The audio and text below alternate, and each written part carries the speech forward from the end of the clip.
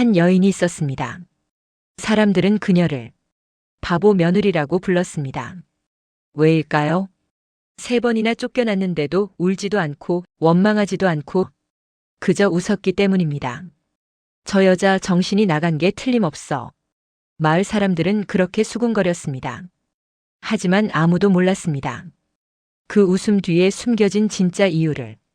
그리고 마지막 날 시어머니가 내민 3가지 선택 앞에서 며느리가 집어든 것은 쌀도 아니었습니다.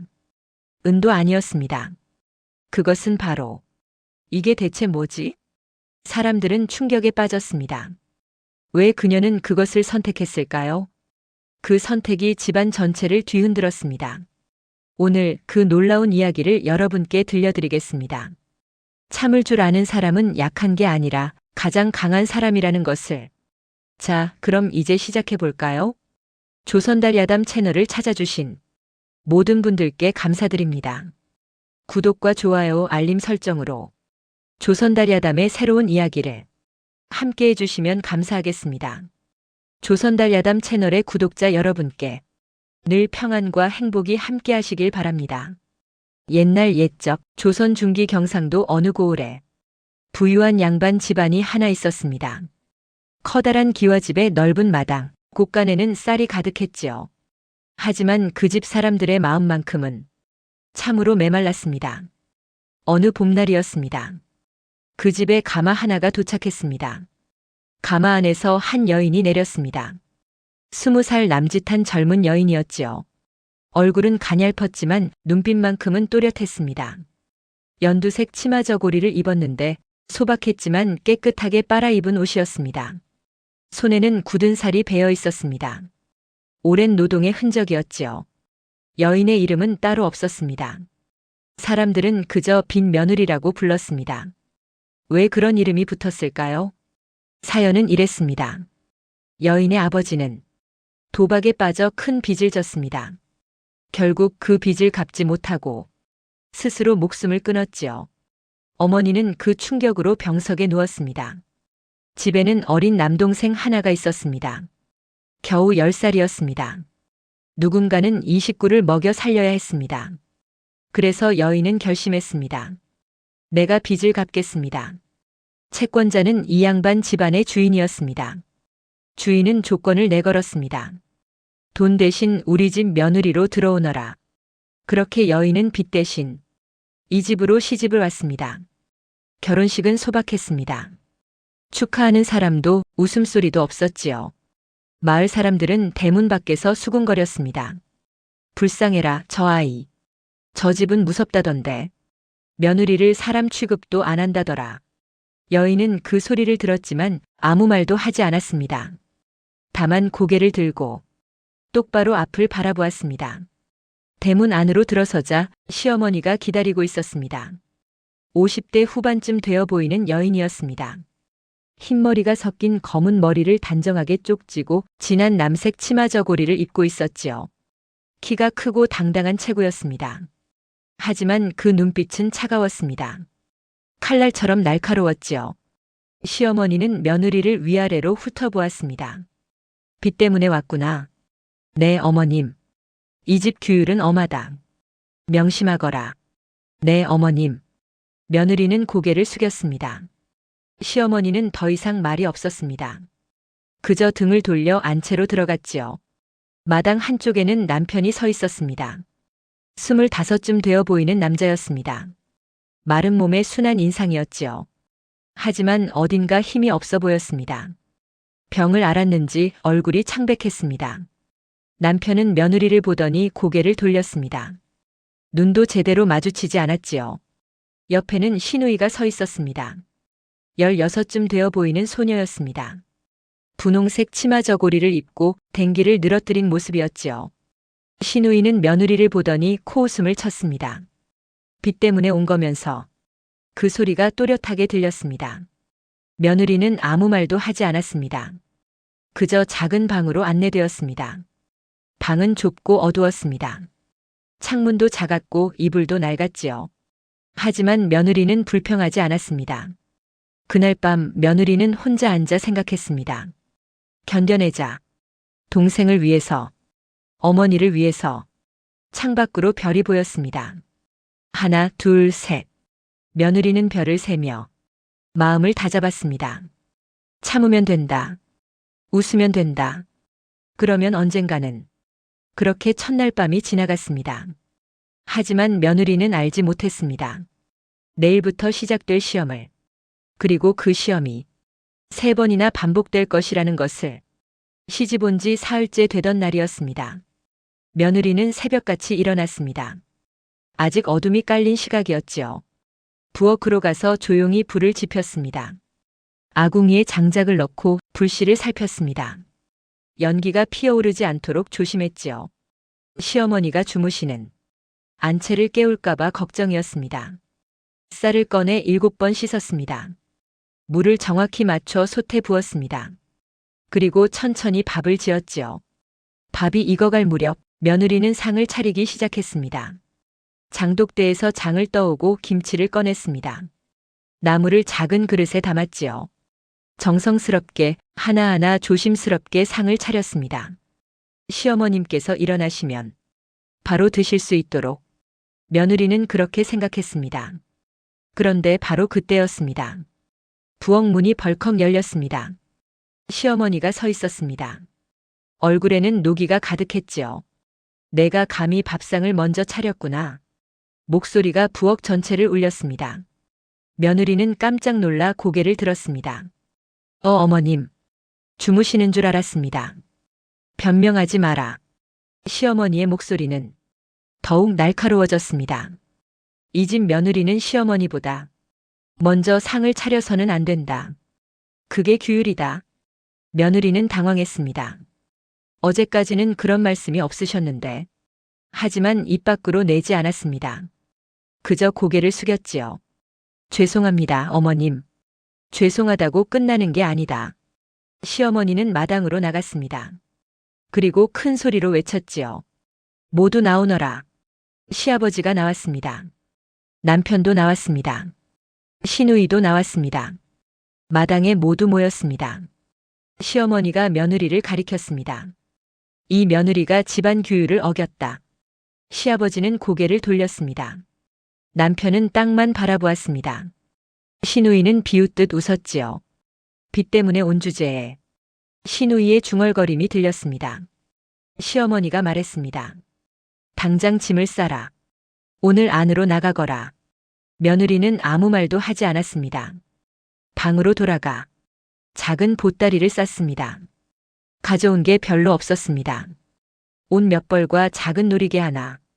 그게 전부였지요. 보따리를 들고 마당으로 나왔습니다. 시어머니가 대문을 가리켰습니다. 나가거라.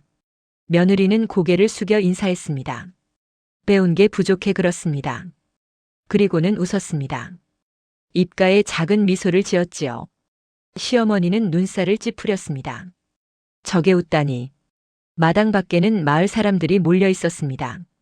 소문은 빠르게 퍼졌지요. 저것 봐, 벌써 쫓겨나네. 사흘도 못 버텼어. 그런데 왜 웃고 있지? 저 아이 정신이 나간 게 아닐까? 사람들은 수군거렸습니다. 며느리는 그 소리를 들었습니다. 하지만 웃음을 거두지 않았습니다. 그저 천천히 대문을 나섰지요. 며느리는 마을 끝 헛간으로 갔습니다. 아무도 쓰지 않는 낡은 헛간이었습니다. 집단이 쌓여 있고 지붕에는 구멍이 나 있었지요. 그곳 구석에 보따리를 내려놓았습니다. 그리고 집단 위에 앉았습니다.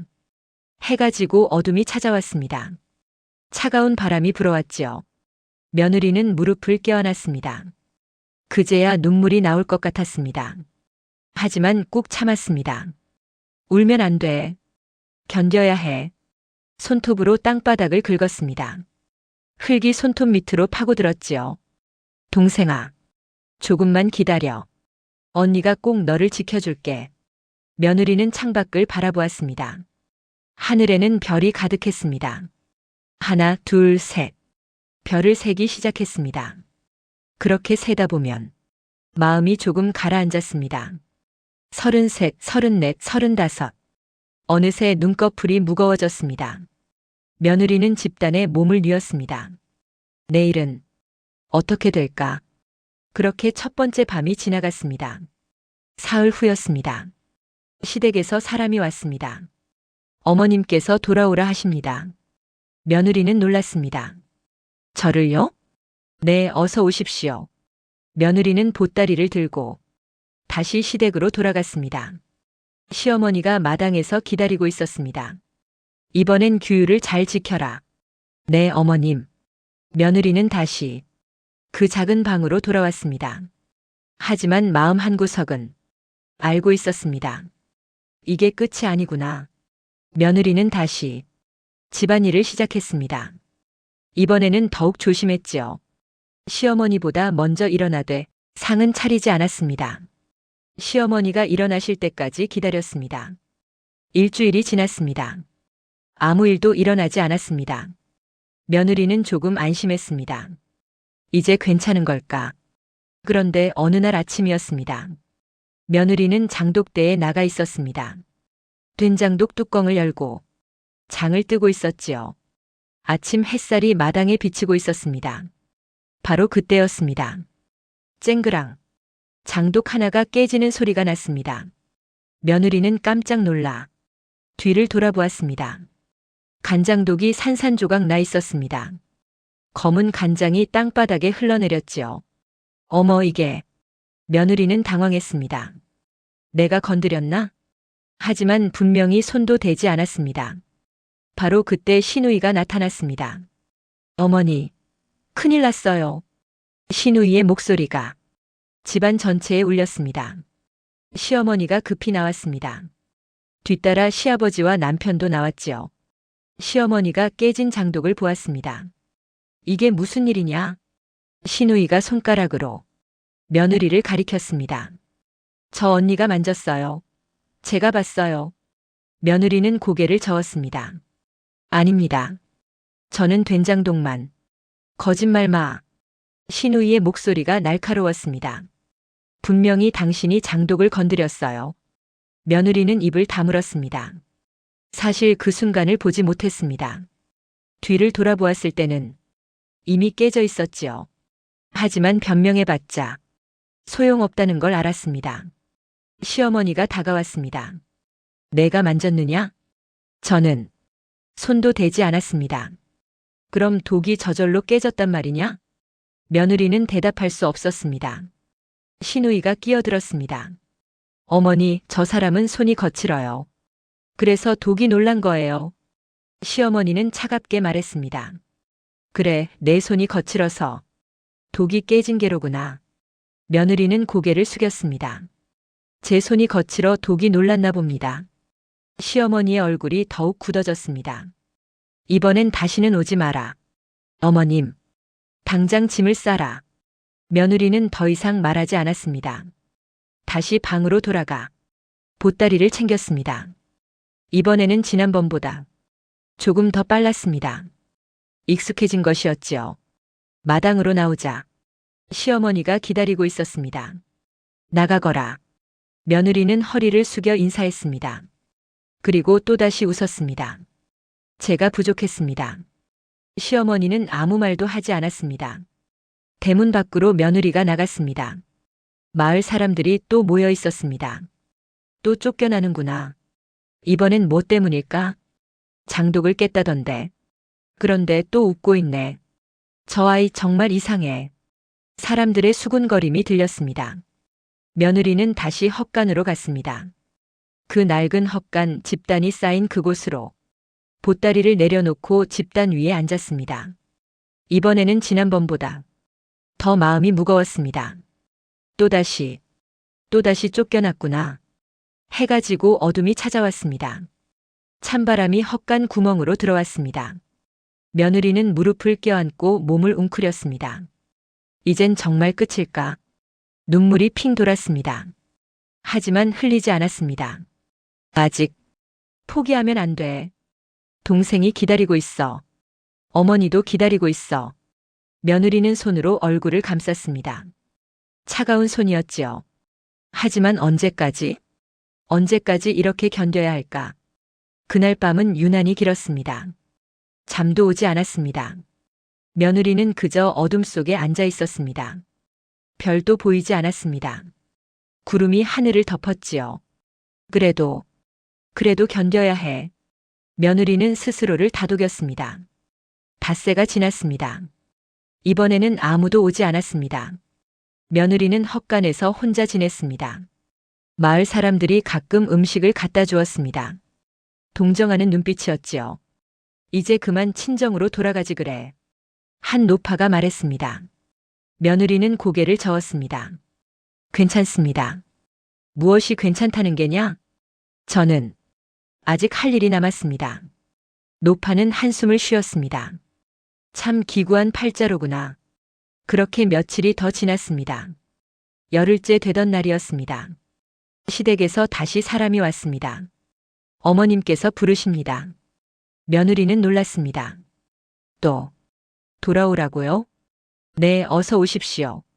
며느리는 보따리를 들었습니다.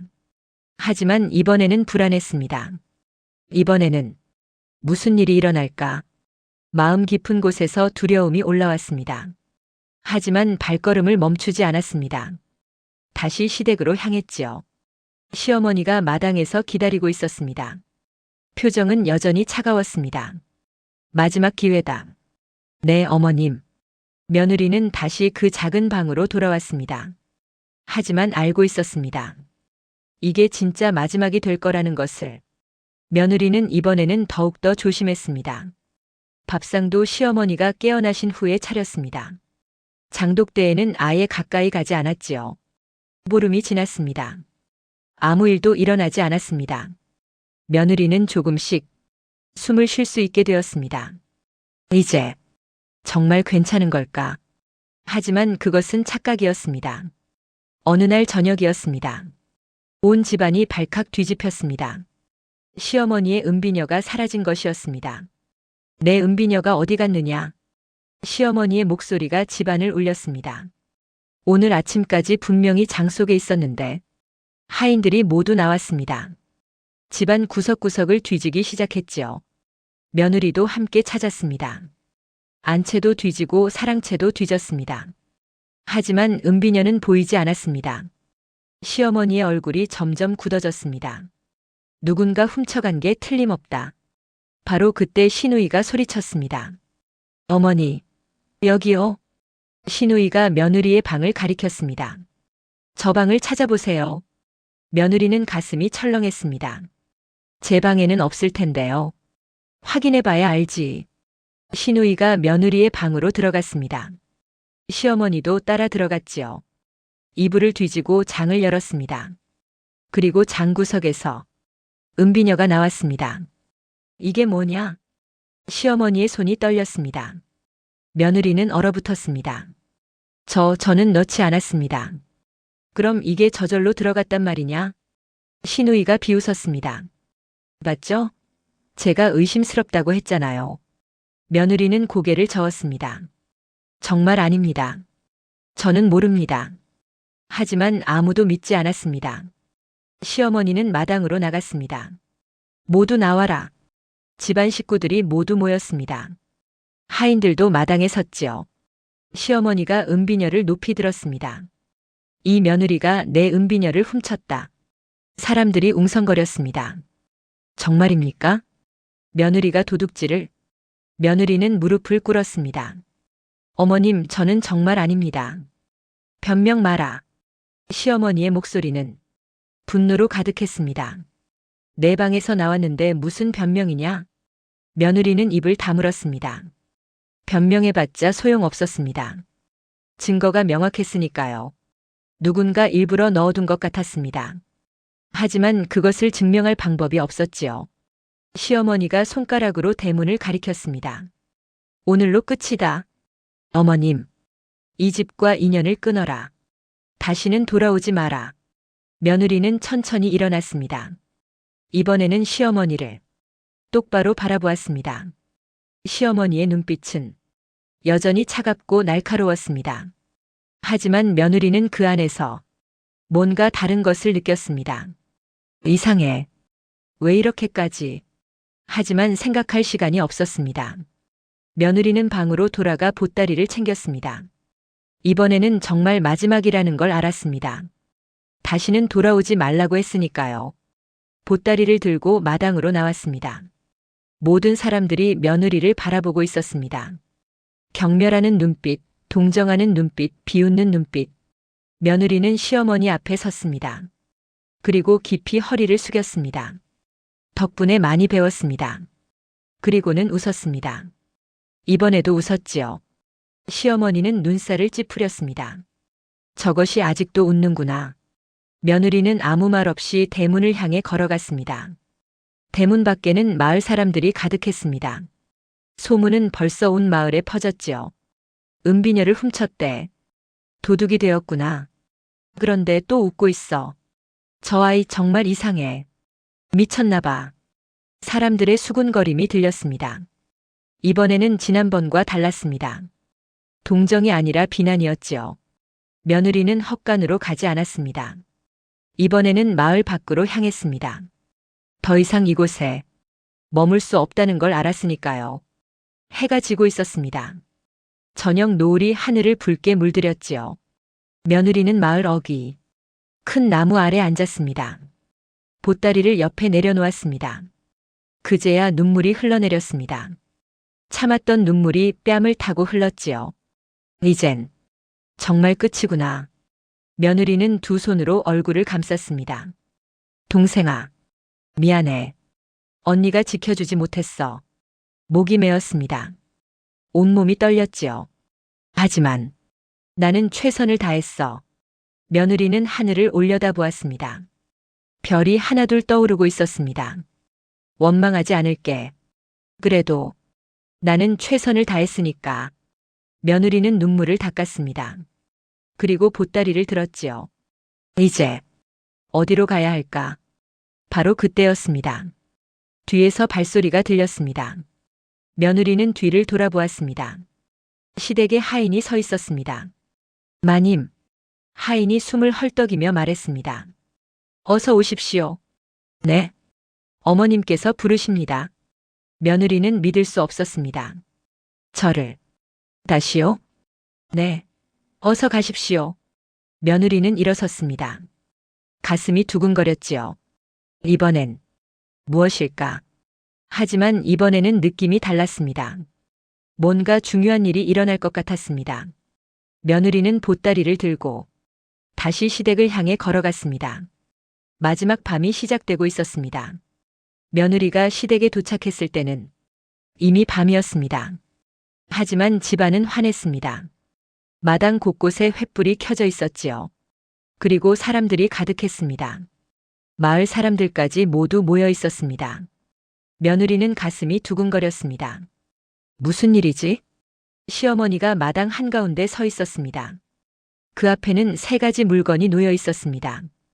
은그릇 하나, 쌀자루 하나, 그리고 노비문서 1장. 시어머니가 며느리를 바라보았습니다. 마지막이다.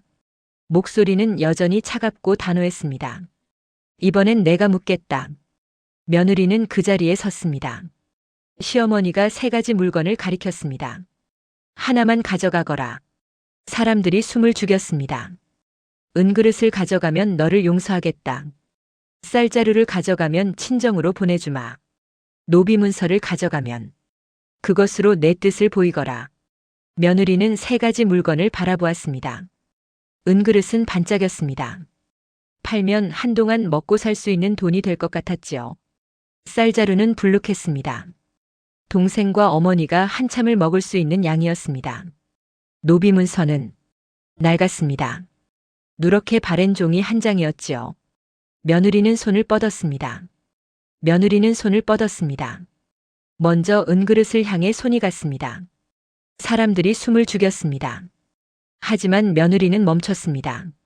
손을 거두었지요. 다음으로 쌀자루를 향해 손이 갔습니다. 동생이 기다리고 있어. 손이 쌀자루에 닿을 듯 했습니다. 하지만 다시 멈췄습니다. 며느리는 마지막으로 노비문서를 바라보았습니다. 한참을 그렇게 바라보았지요. 그리고 천천히 노비문서를 집어들었습니다. 뭐야? 왜 저걸? 사람들이 웅성거렸습니다. 신우이가 소리쳤습니다. 언니 정신 차려.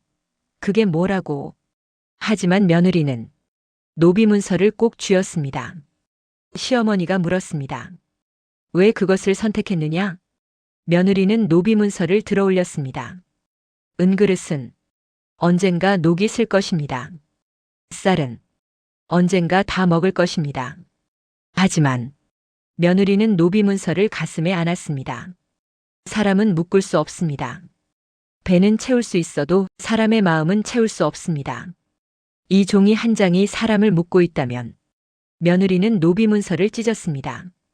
쭉 종이가 찢어지는 소리가 고요한 마당에 울렸습니다. 그 사람을 자유롭게 해야 합니다. 사람들은 숨도 쉬지 못했습니다. 바로 그때였습니다. 시어머니의 눈에서 눈물이 흘러내렸습니다. 아! 시어머니는 무릎을 꿇었습니다. 며느리 앞에 무릎을 꿇은 것이었지요. 어머님! 며느리는 깜짝 놀라 시어머니를 부축했습니다. 시어머니가 며느리의 손을 잡았습니다. 이게 마지막 시험이었다. 네? 3번 쫓아낸 것도. 시어머니의 목소리가 떨렸습니다. 은비녀를 내 방에 숨긴 것도. 모두 내가 한 일이었다. 사람들이 놀라 술렁거렸습니다. 시어머니는 계속 말했습니다. 나는 알고 싶었다. 웃을 줄 아는지, 사람을 먼저 보는지, 끝까지 욕심을 버릴 수 있는지. 시어머니는 며느리를 똑바로 바라보았습니다. 예전에 나도 며느리였다. 그때 이 집에는 탐욕스러운 며느리들이 많았지. 은을 훔치고 쌀을 빼돌리고 결국 집안이 기울었다. 그래서 진짜 사람을 찾고 싶었다. 시어머니는 며느리의 손을 꼭 쥐었습니다. 너는 진짜였구나. 며느리도 눈물을 흘렸습니다. 두 사람은 그렇게 서로를 껴안았습니다. 마을 사람들도 눈물을 훔쳤지요. 신우이는 고개를 숙였습니다. 남편은 며느리에게 다가와 손을 잡았습니다. 미안하오. 나도 몰랐어. 그날 밤 큰 잔치가 벌어졌습니다. 며느리를 위한 진짜 환영식이었지요. 그리고 며느리는 더 이상 쫓겨나지 않았습니다. 몇 년이 흘렀습니다.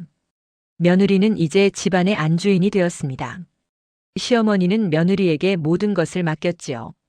며느리는 집안을 따뜻하게 이끌었습니다. 하인들에게도 친절했고 마을 사람들에게도 인심이 후했습니다. 그리고 새로 들어온 며느리가 있으면 따뜻하게 맞아주었지요. 시험 같은 건 하지 않았습니다. 사람들은 말했습니다.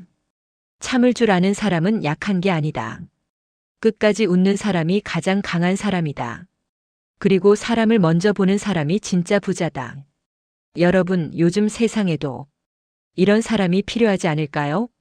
힘들어도 웃을 줄 알고 욕심보다 사람을 먼저 생각하는 사람. 그런 사람이 결국에는 가장 큰 것을 얻는다는 것을 오늘 이야기가 여러분 마음에 작은 울림이 되었으면 좋겠습니다. 좋아요와 구독으로 응원해 주시면 더 좋은 이야기로 찾아뵙겠습니다. 지금 보고 계신 지역을 댓글로 남겨주시면 큰 복이 찾아가길 빌겠습니다. 감사합니다.